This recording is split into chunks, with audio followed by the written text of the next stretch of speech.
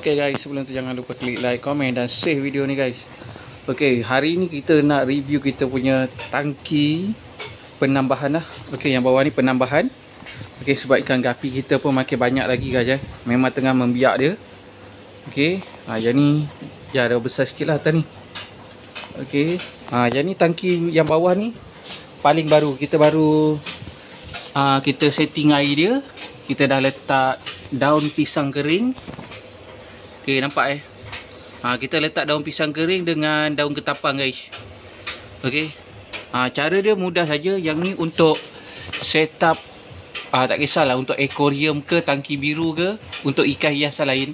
Okay, first mula kita masukkan air pipe dulu. Okay, kita masukkan air pipe.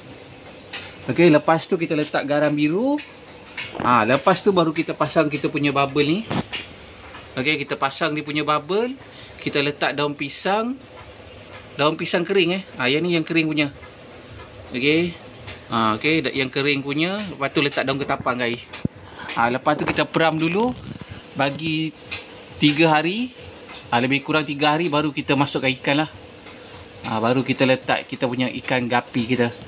Yang bahagian atas ni, okay, yang sangkar ni, okay, yang sangkar ni semua kita akan pindah dekat bawah nanti guys.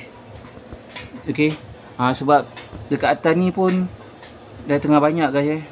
Dia dah nak cepat membesar dah guys. Memang tengah banyak sebab kutu air kita pun masih hidup lagi tu, nampak tak? Kutu air hidup lagi guys. Okay, so yang ibu-ibu yang ni kita akan pindah kat bahagian bawah pula. Okay, kita akan kembangkan dia.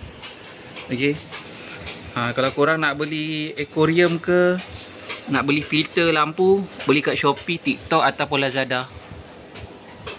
Okay. Kalau ada apa-apa soalan boleh tanya lah guys.